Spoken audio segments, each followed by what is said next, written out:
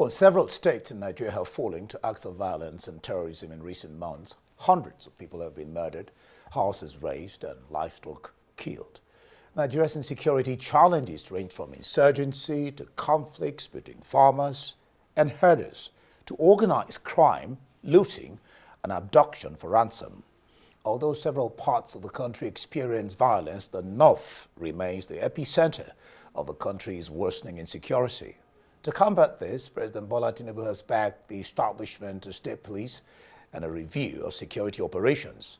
But there are calls to provide better weapons and train Nigeria's soldiers on the ground to improve their chances in the war against terrorism. Well, joining me now in the studio is retired Major General Danjuma Ali-Keffi, who is former General Officer commanding GOC Division 1 of the Nigerian Army. He should know better about this thing. Glad to have you join me on Arise Prime Time this evening. Thank you very much for having me. Again on Monday, 5 soldiers and terrorists were killed in Zamfara State. They were escorting traders. This in addition to 58 people and 5 soldiers again killed in Borno, and more than 100 killed in total over the weekend alone in Edo and some of these states. Why is insecurity worsening in this country? Thank you once again. Difficult question to start with, but has simple answer. And the simple answer is that the wrong strategy has been adopted. That is one. 2, we have, it has been said severally, not by so many people, experts, even the military, there are insufficient troops, soldiers, to, when you're talking of insecurity, when you're talking of counterinsurgency, call it whatever name, right? You must saturate the ground with troops, overwhelm the insurgents in the manner of speaking. I've been on your show a couple of times. Last year, if you may recall, on the 28th of May last year, I was on your show, and I said something similar to that is, if you look at Liberia, when they had their first civil war, we were there for this, and at a point when things appeared to be stalling, General Malu was appointed the field commander, and then we had the surge, troop surge. I've said a number of times how Sri Lanka addressed these issues. Sri Lanka, again, is less than half or 1/3 the size of Niger State. Yet, it created about 16 additional divisions to make it about 18 divisions to address that issue. And when you're talking about a division, it's about between 10,000 to 13,000, thereabouts. So you're talking of additional 160,000 distance. So if Sri Lanka, which is tiny landmass, tiny population, could do that, look at Nigeria. The Niger State alone will swallow, if I may use that term, Sri Lanka about 4 times. And what is the quantum of force in Sri Lanka? So small. So it is a difficult decision, and I must say the present government, the present administration inherited a difficult situation. One is not blaming them, but 2 years, Nigerians expect better results, and the results are not forthcoming. Nigerians expect better results. The LP presidential candidate, Peter Obi, just when the event happened over the weekend in Borno, Edo State, he says when more than 100 Nigerians are killed in one weekend alone, our figures are rivaling officially countries at war.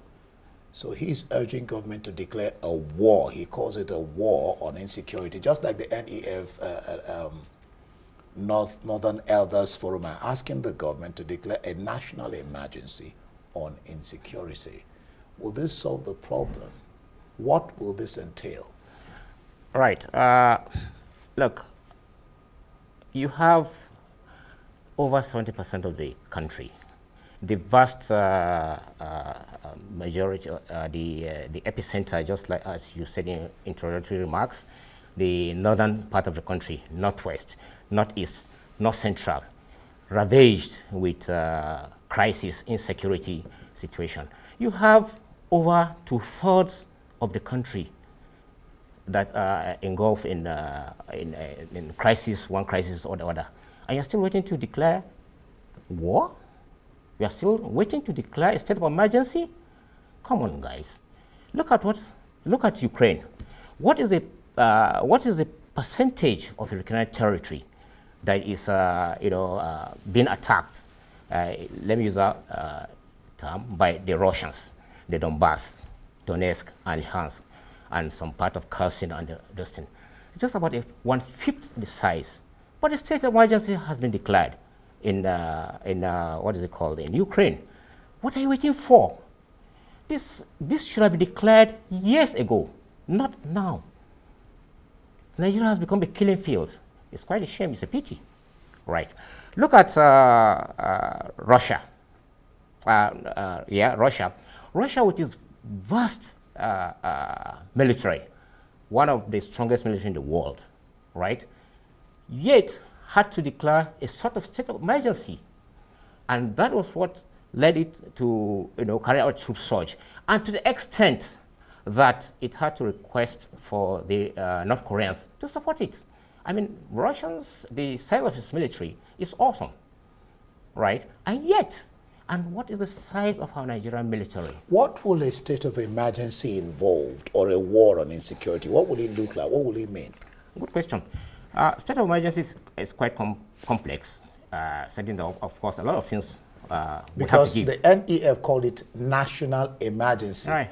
The DDG said to me, they're not calling it state of emergency, right, because of what happened in Rivers State, so that the governors will start shaking. So they called it a national emergency.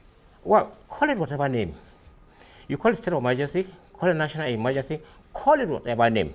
But the thing is that the Constitution has to be revisited in that aspect. I mean, the thing is, let me go back to Ukraine. Ukraine, 1/5 of its territory, thereabouts, is under this. And you have a situation now where you have military administrators alongside the civil administrators. I mean, you cannot address insurgency of this magnitude using the normal everyday laws that approach. No, you cannot. I mean, the thing is that take it or leave it, right? The military also are very conscious of the day after, right? Being brought up to face all kind of legal this thing. Is it ICC, could be amnesty, this thing. You have to, suspend certain aspect of the Constitution. You have to empower the military, empower the government. And if it means, look, let's be honest, you cannot have this situation going on and still have civil governance going on smoothly. It's not. Something has to take. And that is why you see in Ukraine today, they've suspended elections. Oh, so that's what it will mean. That's what it will mean. Okay. Governors have to be distant. They have to either cede some of their powers or have to be suspended. The National Assembly too has to be suspended. I mean, look, this is what is happening in Israel, right? Right. You recall the October 7 attack when the Hamas launched that surprise attack on this thing.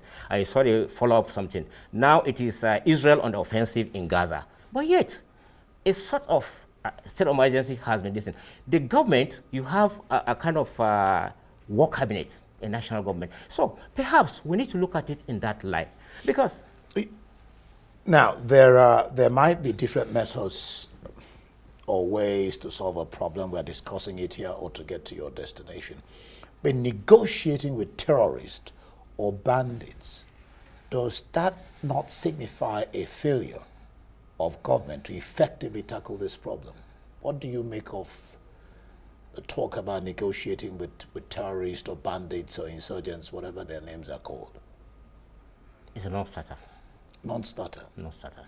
I mean, you don't negotiate with terrorists. How can you negotiate with terrorists, for goodness sake? You don't. That is, you are not negotiating from a position of weakness. I mean, go all out. We are the Nigerian military, the Nigerian security, famed. We went to Liberia, went to Sierra Leone. We didn't go there and negotiated with the distance. I was at the camp to Chastella when the peace process was was on full track.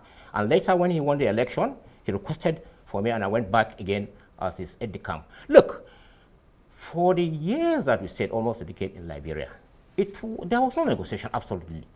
But Governor Rada of Katsina, after 2 years of debate on sealing a peace deal with the bandits terrorizing farming communities, has finally confirmed negotiating with bandits, and he says there's a relative peace. People can go to farm now in his state. Well, I wouldn't join issues with him. He's the chief security officer of his state. You know this thing. But recently, I think it was 48 hours ago, yesterday or thereabout, I read something, I don't know if it's true, where he said about 7 local governments where, I mean, they had to shut down schools, they had to close markets. That's before, what does that tell you? Negotiating with who? Who are those guys? Ragtag, carrying AK-47 with rubber sole shoes with slippers? So for you, it's a no-no. No, it's a non-starter. And that is why the former governor of Kaduna State, Nasir El-Rufai, I mean, when I was General Officer Commanding, he was the governor at that time during his second term, and I was GOC March to August 2021. I mean, it was zero negotiation.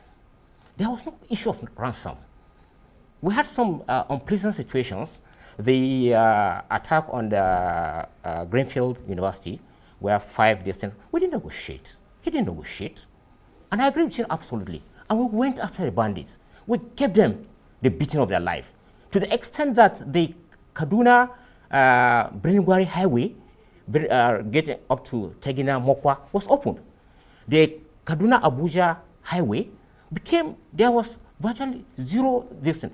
We took the fight to the bandits into the bush. Of course, that is not the governor giving the directive distance. But I agreed with the governor, absolutely. He did not negotiate with bandits. Nigerian Army said troops arrested 11 terrorists. That was just recently. 11 terrorist logistics suppliers in nationwide operation. Now, I have 4 questions to ask you based on this. Can we say Nigeria is winning the war in the face of worsening insecurity? Can we intensify this sort of actions that I'm just talking about? What, if any, is stopping more and more of this happening? And what amount of damage do you think that arresting terrorist logistics suppliers can do to terrorists themselves? Well, let me start with the last question. Okay. Right, and this thing. The thing is, right, in the military, it's said that any plan, right, that cannot be logistically supported is dead on arrival. I mean, you can't have military operation without logistic listing. And so also the insurgents, the criminals, right? If you disrupt their supply, their logistics, you kind of, snuff the life, so to speak. Cripple their distance. So it is quite important. But the question here is, how significant is that disruption? Yeah. I mean, 11. No, not even 11. With 2 jerrycans of PMS, with half a bag of Debino date, with power bank. Is that significant? Look, go for the big thing. Just like the OSW did. I mean, go for the big thing. Go for the major, financiers, the sponsors, the big guys. At the international, from the international come down to this and go that big. Why? What is a lady with 5 pack of Panadol? You call her this? Well, I am not downplaying the significance of that, but that is the relative to this. That is a drop in the ocean. That is a drop in the ocean. So it won't really do them any damage. Absolutely not. Well, what's your candid view of Northern Elders Progressive Group saying that dialoguing with bandits is not weakness? That's what they are saying.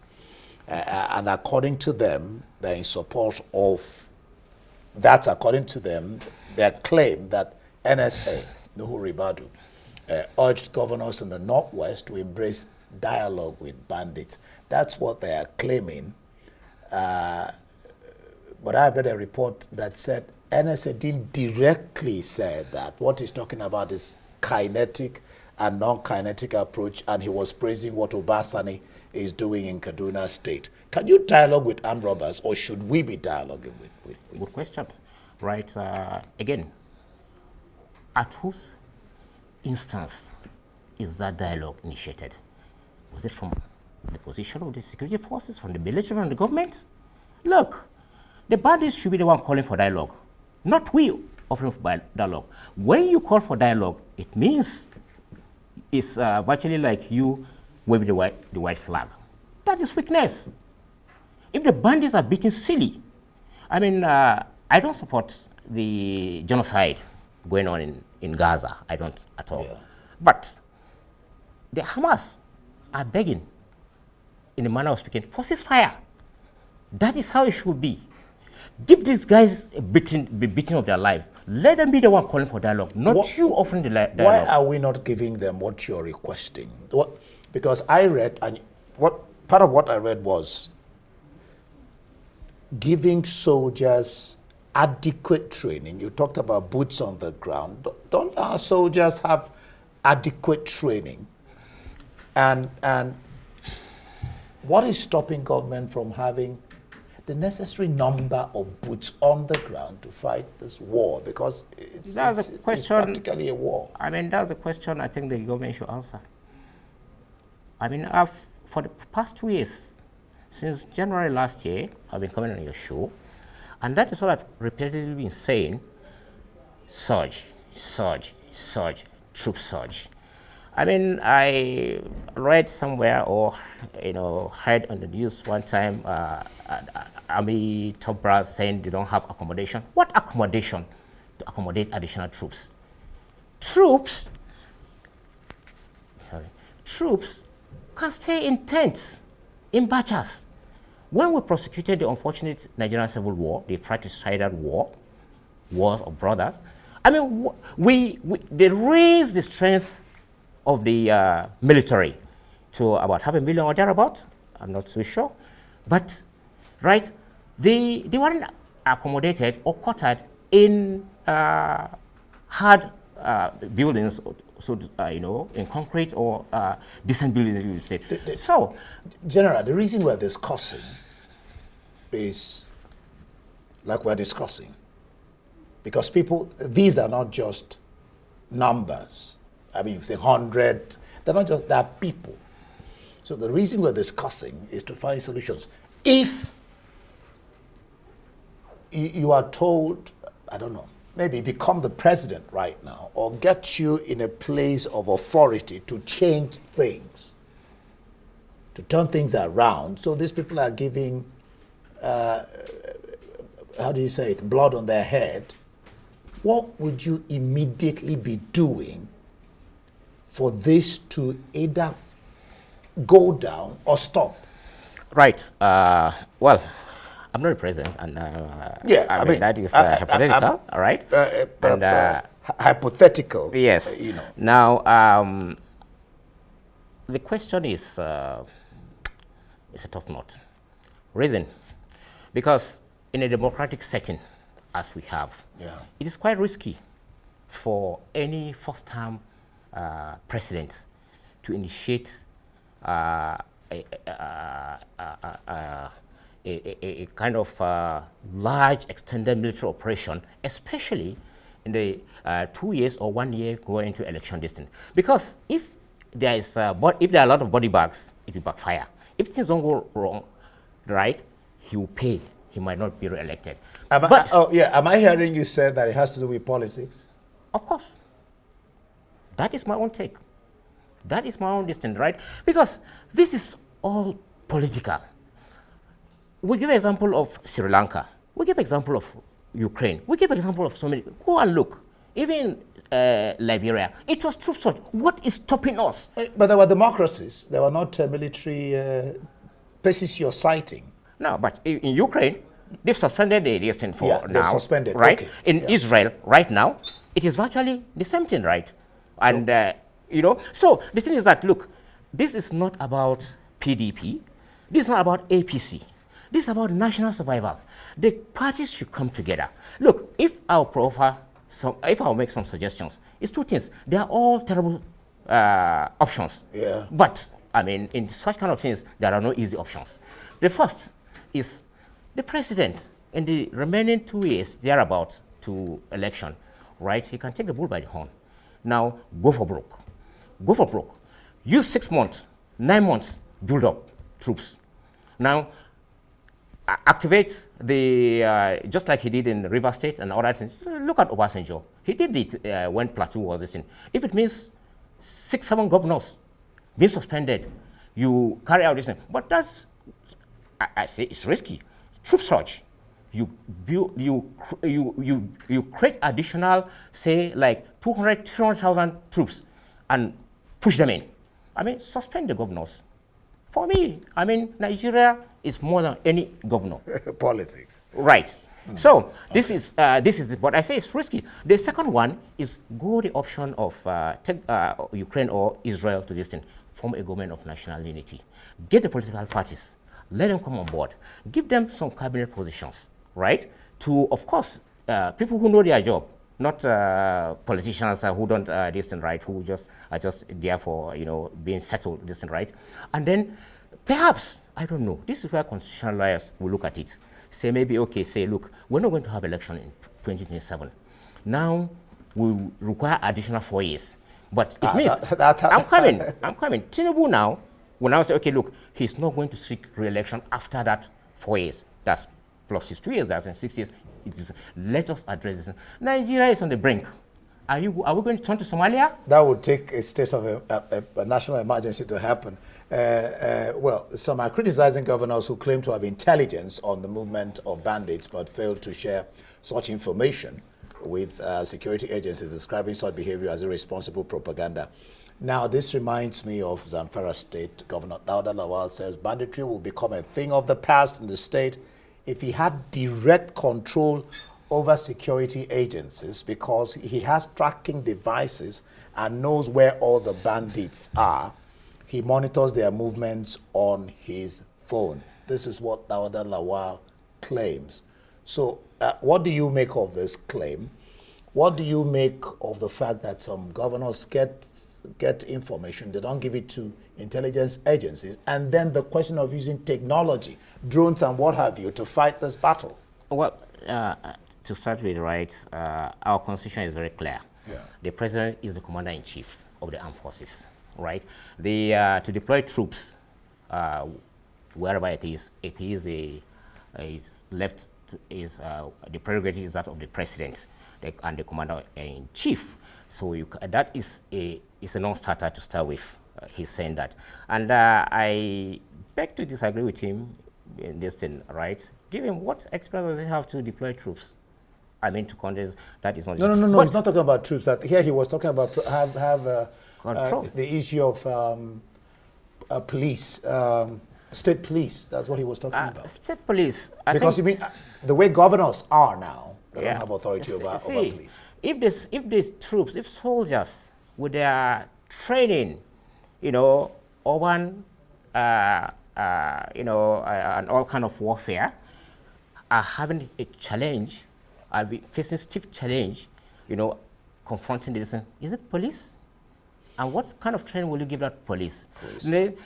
State police is a dangerous something. I don't subscribe to it. All right, it's a dangerous something. Before I let you go, retired General, Governor Ahmed Ali of Sokoto State has directed security agencies to treat anyone found to be an informant the same way they treat bandits. How does this resonate with you? I mean, Remember, some people are forced.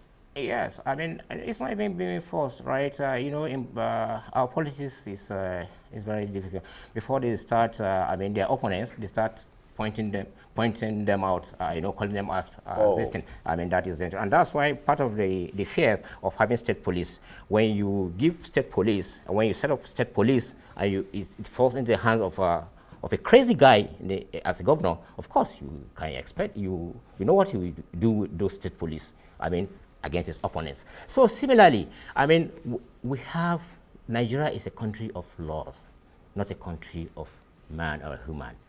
I mean, there are laws. We should follow our laws. I mean, a governor calling that they should just shoot people on sight, how have you determined that that chap is what you claim he is? That's a point you're making More there. justice.